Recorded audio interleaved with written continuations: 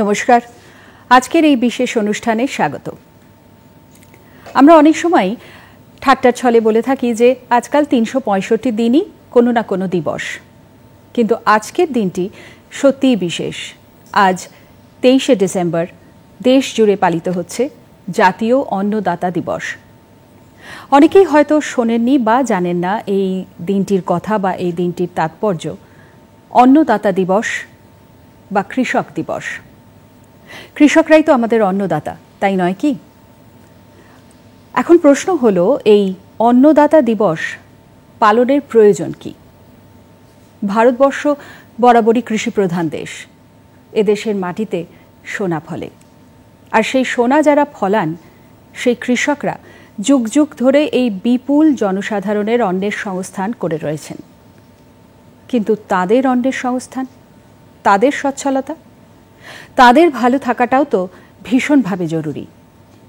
আর সেই উদ্দেশ্যেই ভারত সরকারের উদ্যোগে এই জাতীয় অন্নদাতা দিবস।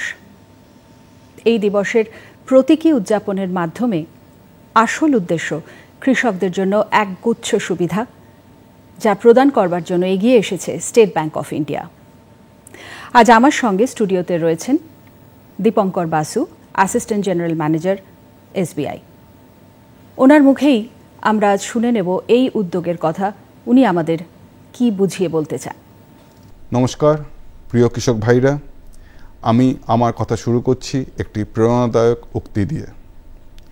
কৃষক শুধুমাত্র চাষি নন, তিনি সৃষ্টির পোষক। তিনি বীজ বপন করেন, সেগুলি যত্ন সহকারে লালন করেন এবং তাদের বেড়ে ওঠার প্রতিটি ধাপ ভালোবাসা দিয়ে পর্যবেক্ষণ করেন।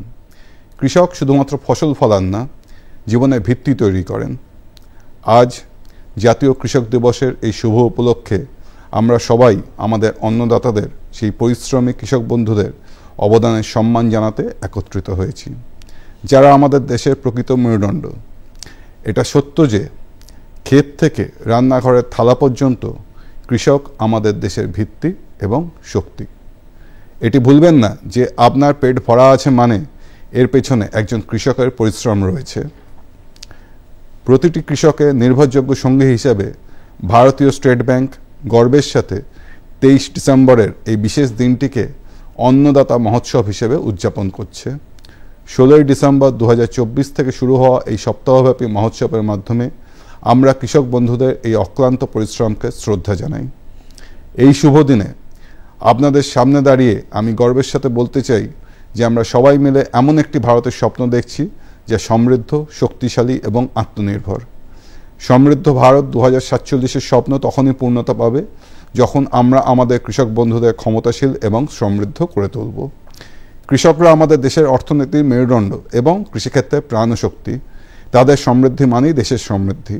তাদের কল্যাণই সেই ভিত্তি যা সমৃদ্ধ ভারতের স্বপ্ন বাস্তবায়নের জন্য অপরিহার্য।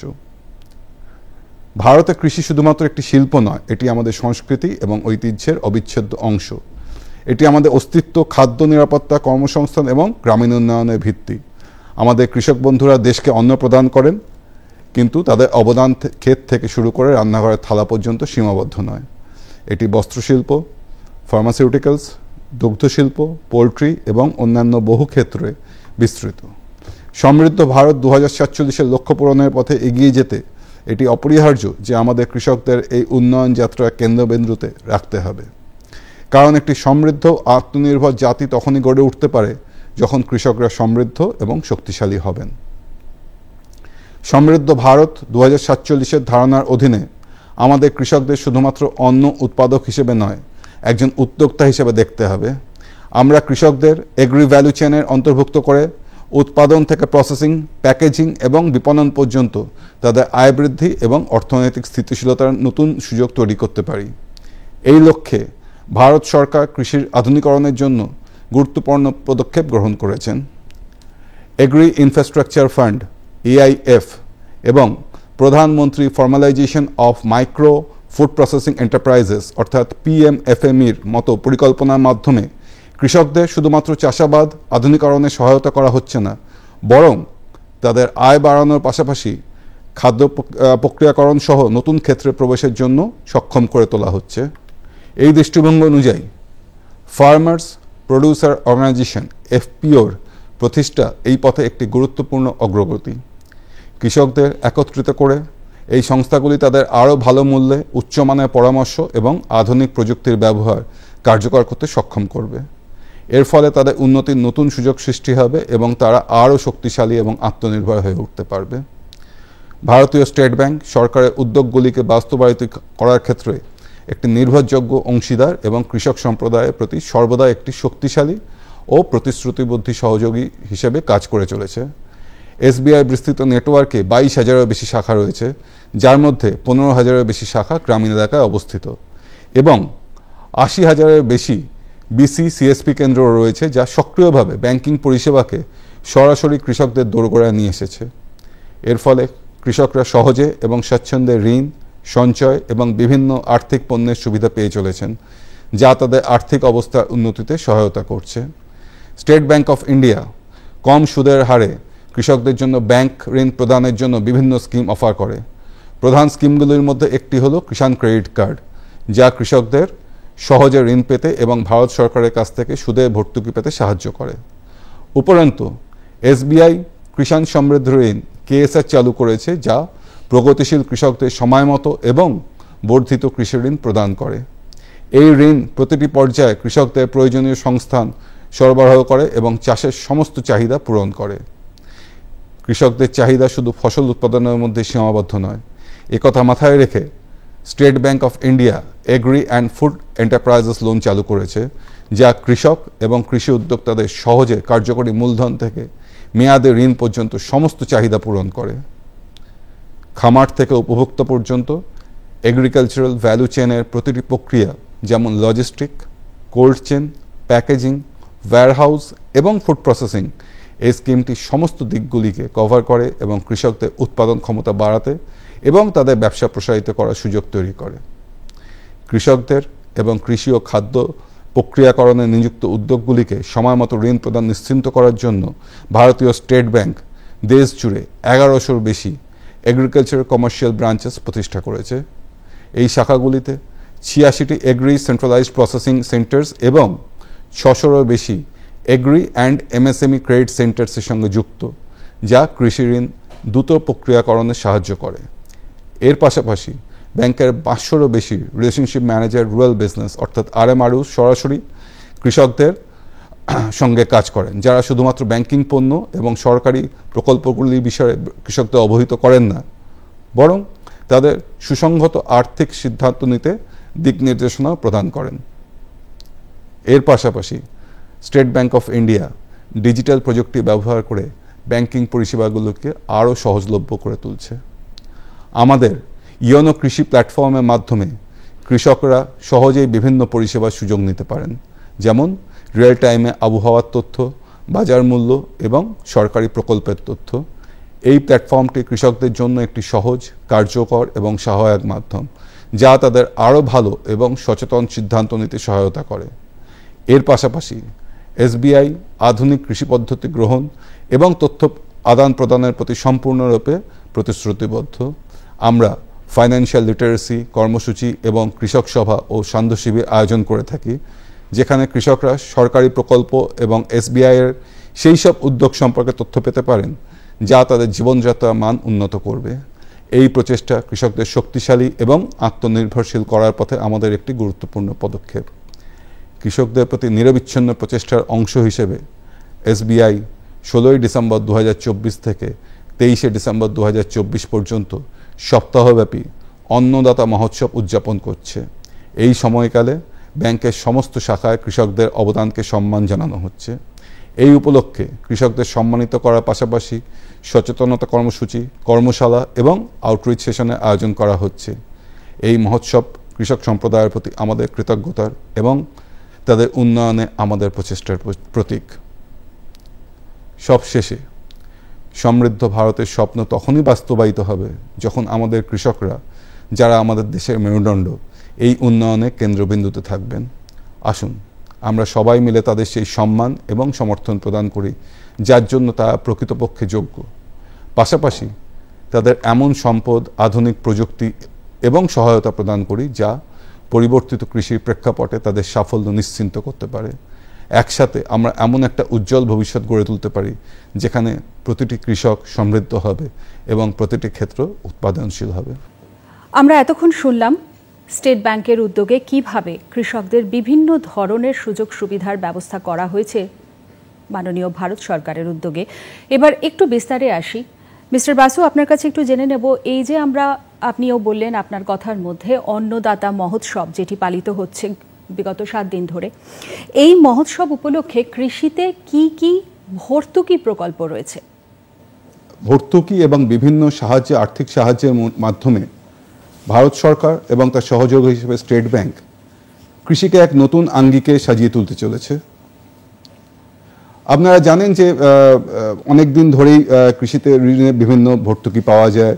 আজকে ধরুন আমরা সরকার এবং ভারতীয় স্টেট ব্যাংক ইনফ্রাস্ট্রাকচারে গুরুত্ব দিচ্ছি।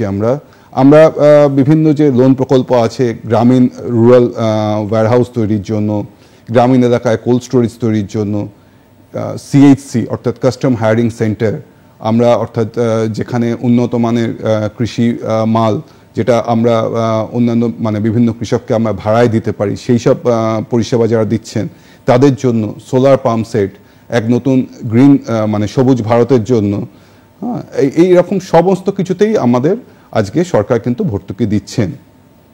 কিন্তু আজকের এই অনুষ্ঠানে 3টে ভর্তুকির কথা বা 3টে প্রকল্পের কথা না বললেই নয়, এটা অসম্পূর্ণ থেকে যাবে। প্রথম তার মধ্যে এগ্রি ইনফ্রাস্ট্রাকচারাল ফান্ড, এআইএফ জনিত লোনে ভর্তুকি আপনারা জানেন দুভাবে হয়। এক, মূলধনের উপর ভর্তুকি, অর্থাৎ কেউ 1 লাখ টাকা লোন নিলে তাকে 1 লাখ টাকা হয়তো শোধ করতে হচ্ছে না, সরকার তার হয়তো 30,000 টাকা পরিশোধ করছেন। আর দ্বিতীয় যেটা হচ্ছে 1 লাখের ওপর যে কোনো ঋণের যে সুদ থাকে, ধরুন 10% যেখানে ইন্টারেস্ট, কৃষক বন্ধু কিন্তু 10% দিচ্ছেন না, তিনি হয়তো দেখা যাচ্ছে 4% দিচ্ছেন বা 5% দিচ্ছেন, বাকি যে 5% সেটা কিন্তু সরকার ভর্তুকি দিচ্ছেন। আমি যদি ফিরে আসি এগ্রি ইনফ্রাস্ট্রাকচার ফান্ডে, এখানে কিন্তু এগ্রি ইনফ্রাস্ট্রাকচার ফান্ড কি, এখানে আমাদের মূল লক্ষ্য হচ্ছে যে পোস্ট হারভেস্ট, অর্থাৎ যখন ফসল উঠছে, আমরা জানি ফসলের বেশিরভাগ ফসলের আয়ুর সীমাবদ্ধতা থাকে, কিন্তু সেটা যদি আমরা প্রক্রিয়া করে বিভিন্নভাবে তাকে সেলফ লাইফ বাড়াতে পারি, তার জন্য আমাদের পরিকল্পনা, যাতে কোনো খাদ্য নষ্ট না হয়, যাতে কৃষকের এই পরিশ্রম বৃথা না হয়, তার জন্যই আমাদের এগ্রি ইনফ্রাস্ট্রাকচারাল লোন, যেটার উপর 3% ইন্টারেস্ট সাবভেনশন দিচ্ছেন গভর্নমেন্ট। দ্বিতীয় একটা যেটা কৃষকদের বাধা আসে যে লোন তো নেব, গ্যারান্টি, অর্থাৎ গ্যারান্টি বা আমি কোলাটারাল কোথা থেকে দেব, এখানেও কিন্তু গ্যারান্টির জন্য সিজিটিএমসি কভারেজের ব্যবস্থা করা হচ্ছে। এই লোনে 2 কোটি টাকা অবধি কিন্তু কোনো গ্যারান্টি থাকবে না, সিজিটিএমসি কভারেজ থাকবে, তার স্বল্প মূল্যে তার প্রিমিয়াম দিতে হবে, এবং এটা 2 কোটি টাকার বেশিও লোন হয়, কিন্তু 2 কোটি টাকা অবধি এখানে গ্যারান্টি কিন্তু সিজিটিএমসির থেকে আসছে।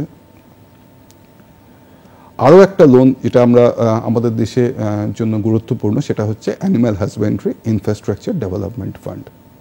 এখানে ধরুন ডেয়ারি প্রসেসিংয়ের জন্য, মিট প্রসেসিংয়ের জন্য, অ্যানিম্যাল ফিড ম্যানুফ্যাকচারিং, ছাগলের বা গরুর ব্রিড ইমপ্রুভমেন্ট, যাতে তারা আরও ফলনশীল হয়, সেটার জন্য এখানে আমরা বিভিন্ন প্রকল্পে ঋণ দিয়ে থাকি।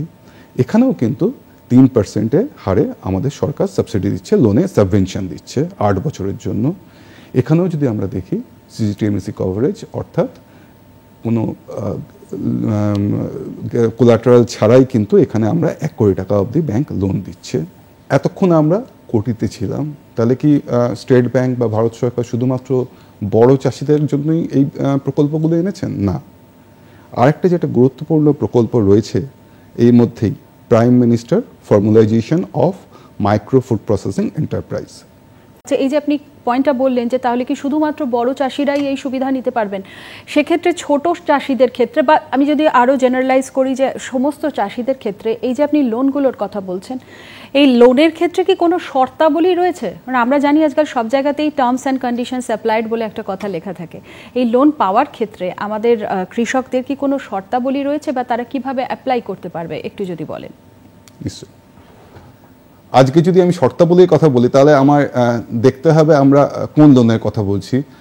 ঘটনা প্রসঙ্গে মানে এই প্রসঙ্গে বলে রাখি, আজকে কিষাণ ক্রেডিট কার্ড অর্থাৎ ক্ষুদ্র এবং প্রান্তিক চাষিদের জন্য চাষের যে লোন, সেখানে স্টেট ব্যাংকের লোন শুরু হয় 5,000 টাকার থেকে।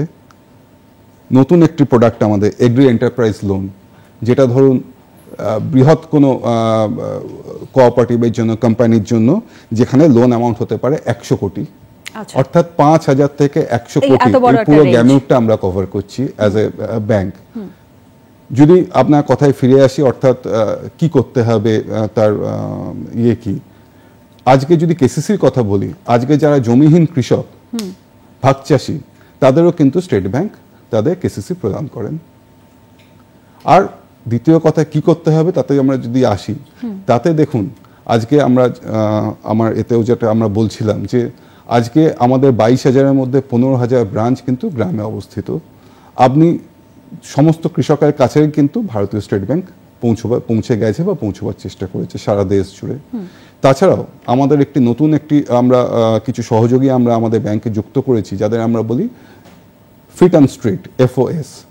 তাদের কাজ কি? তাদের কাজ হচ্ছে যেখানে যেখানে যে গ্রামে ধরুন ব্যাংকের ব্রাঞ্চ নেই, সেই গ্রামে আমাদের এই ফিট অন স্ট্রিটরা, আমাদের এই সহযোগীরা, তারা কিন্তু গ্রামে গঞ্জে পৌঁছে যাচ্ছেন, মানুষের দরজায় দরজায় পৌঁছে যাচ্ছেন, তাদেরকে আরও ব্যাংকিং পরিষেবা নিয়ে আসার জন্য, তাদের দরজায় আরও কৃষি ঋণ আরও সফলভাবে তাদের কাছে পৌঁছে দেওয়ার জন্য। বেশ, এবার আপনি যে পয়েন্টটাতে এসেছিলেন যে ফুড প্রসেসিংয়ের যে অংশটা দিয়ে আপনি বলতে শুরু করেছিলেন, আমরা জানি যে আজকাল প্রসেসড ফুড ব্যাপারটাও ভীষণভাবে বাজারে এসে গেছে এবং সেটা কৃষিজাত পণ্যেও এসেছে খুব বেশিভাবে, এবং সম্পূর্ণ এই ফুড প্রসেসিং নিয়েই কাজ করছেন আলাদাভাবে এই রকমও বহু কৃষক রয়েছেন। তো তাদের ক্ষেত্রে কি বিশেষ সুবিধা রয়েছে? হ্যাঁ, আমি ফিরে আসি আমরা যেটা নিয়ে কথা বলছিলাম, PMFME, prime minister formalisation of micro food processing enterprises. এখানে কিন্তু আমাদের লক্ষ্য বা সরকারের লক্ষ্য কিন্তু ইন্ডিভিজুয়াল, মানে ব্যক্তি প্রতিষ্ঠান বা গ্রুপ অফ মাইক্রো এন্টারপ্রাইজেস, যে ছোট যে প্রতিষ্ঠানগুলোতে, এখানে কিন্তু শুধু লোনে ইন্টারেস্ট সাবভেনশন দেওয়া হচ্ছে না, এখানে কিন্তু ভারতীয় সরকার যে লোন অ্যামাউন্ট তার 35% কিন্তু এখানে সাবসিডি দেওয়া হচ্ছে। এখানেও যদি লোনের কোলাটারালের জন্য এখানেও কিন্তু ক্রেডিট গ্যারান্টি পাওয়া যাচ্ছে 2 কোটির ওপর, 2 কোটি অবধি কোনো রকম কোনো কোলাটারাল ফ্রি লোন পাওয়া যাচ্ছে। অর্থাৎ এখানে কিন্তু যে গ্রামের বা ছোট শহরের যে মানুষগুলি, যারা ধরুন বাড়িতে বা 2-4 জন একত্রিত হয়ে যে ফুড প্রসেসিং করার চেষ্টা করছেন, হয়তো কেউ একটু বড়ভাবে স্বপ্ন দেখছেন যাতে তাদের খাদ্য না হয়, যিনি যেমন ফল উৎপাদন করছেন তিনি তার জুস, বা যিনি দুধ উৎপাদন করছেন তিনি বাটারের কথা ভাবছেন বা ঘিয়ের কথা ভাবছেন, তাদের পাশে দাঁড়াবার জন্যই কিন্তু এই উদ্যোগ। কিন্তু বেশ, এই জায়গা থেকে আরেকটু সরে এসে এবার যদি আমি একটু স্বনির্ভর গোষ্ঠীদের প্রসঙ্গে আসি, আমরা জানি যে গ্রামেগঞ্জে এখন বহু স্বনির্ভর গোষ্ঠী রয়েছেন, সেখানেও বেশ কিছু পুরুষ এবং মহিলা তারা একত্রিত হয়ে কৃষিজাত পণ্য নিয়ে কাজ করবার চেষ্টা করছেন। সেই স্বনির্ভর গোষ্ঠীদের ক্ষেত্রে বিশেষ কি সুবিধা রয়েছে এবং তাদের ঋণ দেওয়ার ক্ষেত্রেই বা কি নিয়ম রয়েছে?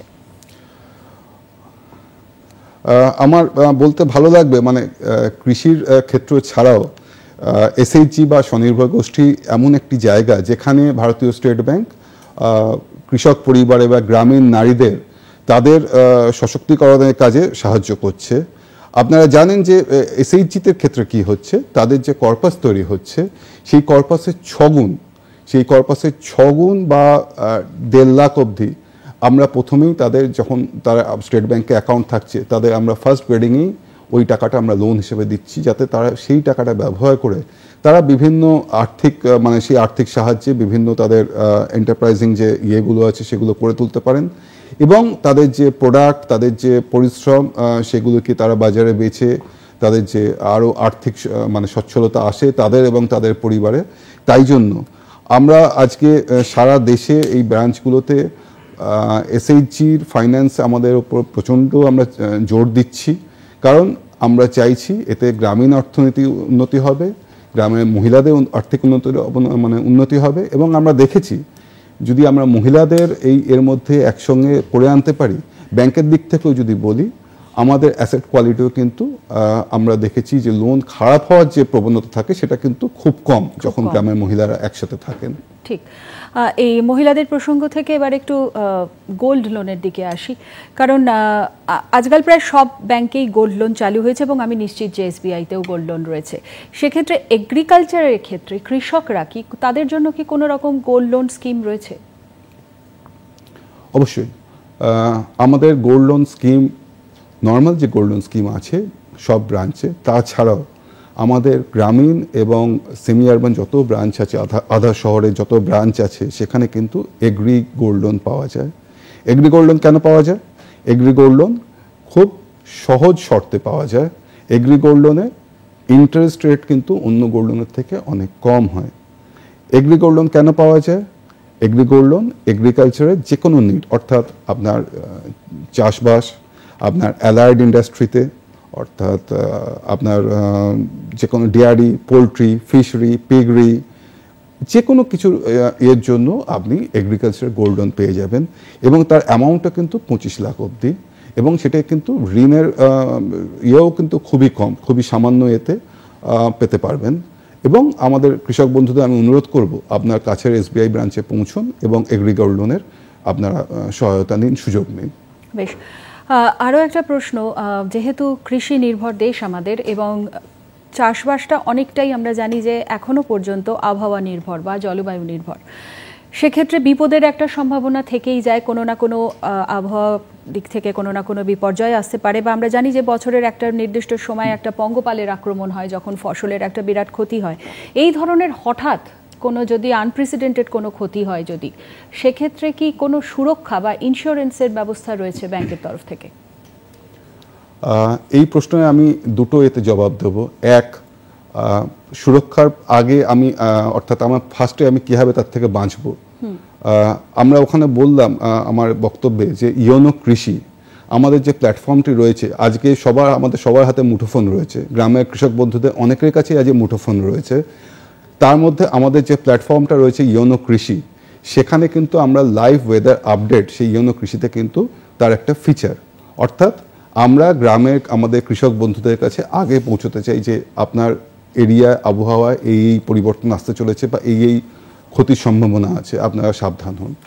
দ্বিতীয়, এই সব কিছুর পরেও এটাই বাস্তব, আপনি যেমন বললেন যে আমাদের প্রাকৃতিক দুর্যোগ আসে, খরা আসে, বন্যা আসে, ঝড় আসে, জল আসে, তাতে ক্ষতি হয়, মানুষের, কৃষকের ক্ষতি হয়। এই জন্য কিন্তু আমরা যখনই কোনো কৃষক বন্ধুকে লোন দিই, আমরা চেষ্টা করি, আমরা তাদের বলি যে আপনার যে লোন ছোট হোক বড় হোক, এটাকে কিন্তু আপনারা ইন্স্যুরেন্স, অর্থাৎ আপনার লোনের ইন্স্যুরেন্স করিয়ে রাখুন। তাতে কি হবে, আজকে যদি কোনো আপনার ক্ষতিগ্রস্ত হয়, আপনার ফসল ক্ষতিগ্রস্ত হয়, সরকার যখন আজকে ঘোষণা করবেন যে অমুক ব্লকে ফসল ক্ষতিগ্রস্ত হয়েছে, ধরুন বন্যার জন্য হয়েছে, খরার জন্য হয়েছে, তখন কিন্তু তার যা স্কেল অফ ফাইন্যান্স সেটা কিন্তু সেই ইন্স্যুরেন্স কোম্পানির থেকে আপনারা ফেরত পেয়ে যাবেন। তাছাড়াও যিনি লোন নিচ্ছেন, আমরা তাকেও ইন্স্যুরেন্স প্রদান করি, যাতে দুর্ভাগ্যবশত যদি তার কিছু হয়ে যায়, তার যে আর্থিক যে বোঝা, সেইটা যেন তার পরিবারের ওপর না বর্তায়, সেই জন্য আমরা শুধু ফসল এবং যিনি ফসল ফলাচ্ছেন সেই কৃষক বন্ধুর জন্য আমরা ইন্স্যুরেন্স প্রদান করে থাকি। বেশ, অনেক ধন্যবাদ আপনাকে।